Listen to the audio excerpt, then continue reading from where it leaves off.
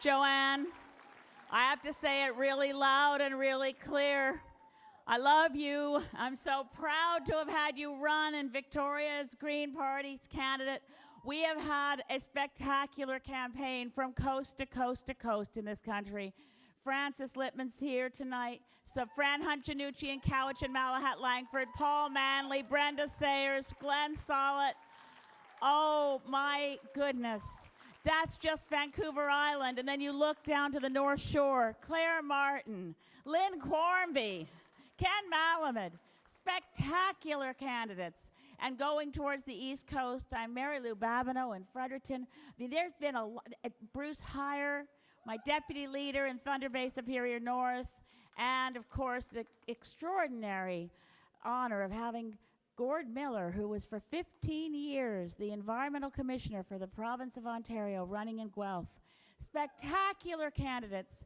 And we ran a good campaign. We ran a campaign that was positive. We never ran an attack ad. We didn't slam other people. When I was in the leaders' debates with abundant, if I wanted to be snarky, there were things I could have gone after Justin Trudeau and Tom Mulcair, but I'd made a promise to myself that the goal of Greens in the federal leaders' debates was to be a reality check, to tell Canadians if Stephen Harper had an expanded, elastic version of his record, I could correct that. I could stand up and say Tom Mulcair has that right, or Justin Trudeau has that right. I think, and I think you all know how I feel about partisanship, that the level of partisanship that would say, okay, the ends justify the means. It's okay to bring down a government that's not very bad and allow Stephen Harper to become prime minister because eventually that will advantage us. That's just not the people we are. And this night, I have a smile on my face, and people saying, well, you must be really sad. Well, of course, I did not want to go back to Ottawa as the lone Green MP. I can tell you that. I had really clear notions of exactly who was coming back with me, and it was a really good plan. A really good plan. The only thing that we had two things that really, if you looking at why we didn't elect as many Greens as we thought we would. The first was losing the existence of the single biggest campaign event of any election, the nationally broadcast English language leaders debate. That was really not something we saw coming. And once you're in the English language leaders debate, anyway, that was a big factor that we were no longer in the English language leaders debate because it was canceled. The other thing, of course, and Joanne talked, but we all know what occurred, particularly on Vancouver Island and in the Lower Mainland, was the notion that people who wanted to vote Green shouldn't, couldn't, would be bad people if they did. That's a hard thing to overcome because it comes from a good place. It comes from a place we share, which is knowing that it was simply not possible to imagine this country enduring a single second more of Stephen Harper's policies. We knew that in our hearts. We knew that that was something we shared with the very people who were out there trying to tell their friends and neighbors that they mustn't vote Green. But the reality is we ran a great campaign in spite of these obstacles. And we raised the percentage of votes, particularly on Vancouver Island and in BC, enormously. We ran credible, strong campaigns with amazing candidates. And I believe that all those people who've told me over the last few weeks, some of them crying, they're so sad that they're letting me down because they know they think the world of me, apparently. They just don't want to help me.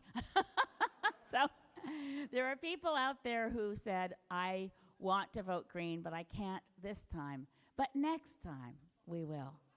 And that's going to be something that will change the political map of Canada, because that next time, there won't be the fear factor. Stephen Harper will not be Prime Minister. And in that next time, Justin Trudeau has said that this was the last election held under first past the post. I plan to hold him to his word.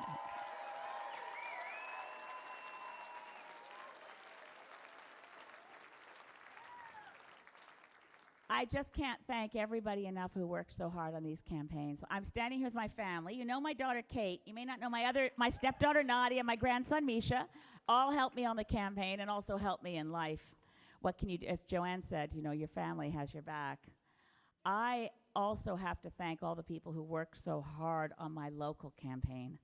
I don't take for 1 minute the constituents of Saanich-Gulf Islands for granted. I didn't take my re-election for granted. I did receive very gracious calls tonight. First, I did hear from Tom Mulcair congratulating me on my winning my seat. I was the first leader to call Justin Trudeau to congratulate him on his enormous victory.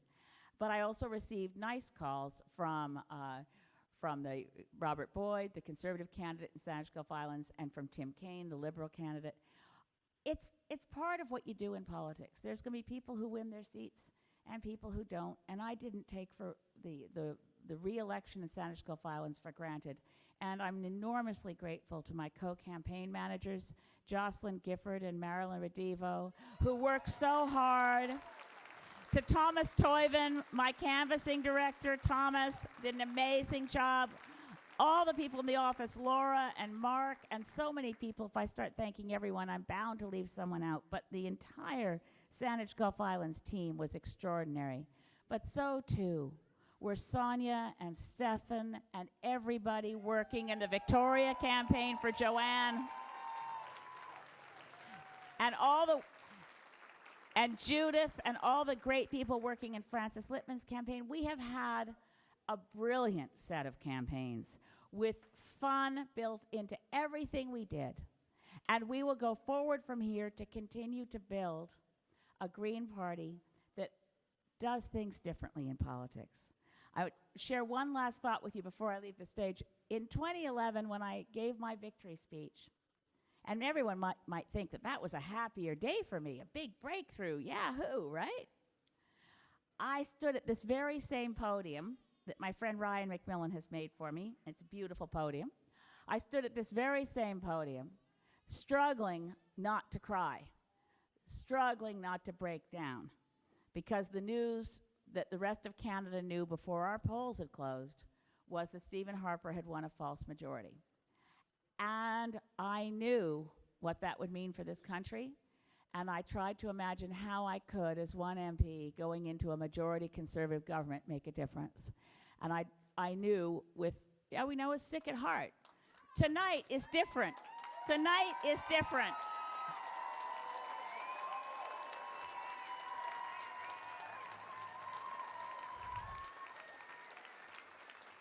I don't expect to be happy with everything a Liberal majority government does.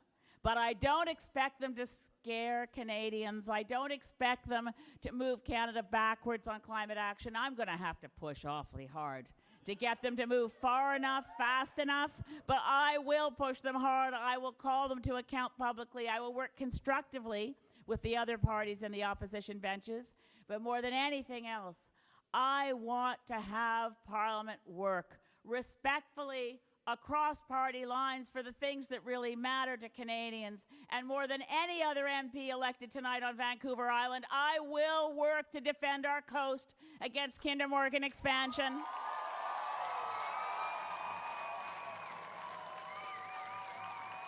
I will work to keep the tankers off our coastline. I will work to defend our wild salmon. I will work to bring a sustainable economy to Canada where people are employed in jobs that aren't precarious, doing work that really matters. Together, we have accomplished an enormous amount in the last 11 weeks. We've had some really large obstacles and barriers put in our way, but what I now consider, through Bernie Sanders' words, to be a very good explanation of the obstacles in our way, it's called the billionaire class. We know who they are, and we know that there is such a thing as equality and justice, and we will not have equality and justice in this country until the wrongs committed to Indigenous people, to First Nations and Métis and Inuit are reversed and addressed. We will not have justice in this country so long as any Canadian is poor. So long as any Canadian can't afford to buy the prescription drugs their doctor wants them to have, or any child goes to school hungry. There is a cry for justice in Canada. There is a need for the conscience of the nation. We are now that party. We have that job. It is our job to tirelessly work for justice, for peace, for a planet that can survive with a human civilization that thrives. This is the challenge that we take on as Greens. We will accomplish the impossible because it's simply not acceptable to allow ourselves to accept only those things that seem possible. It is now time to stop talking about, in terms of climate justice, it's time to stop talking about what is possible and start doing what is necessary. And in this, the Green Party from coast to coast to coast, and particularly here in our strongest base on Vancouver Island, we will work tirelessly to achieve those things that must be done. Whether I'm one MP going back to Ottawa, or as I had hoped, going back with reinforcements, my will is unchanged. My determination is as strong as ever. And I am so deeply grateful that in Saanich-Gulf Islands, with 4 strong campaigns being run, even with that, the voters of Saanich-Gulf Islands have sent me back to Ottawa with more than 50% of the popular vote. I know I have the support.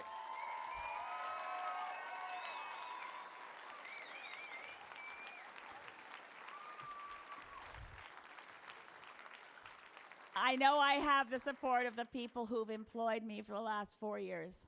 I plan to continue to work as hard as I can and never let anyone wrest from me that title of hardest working MP.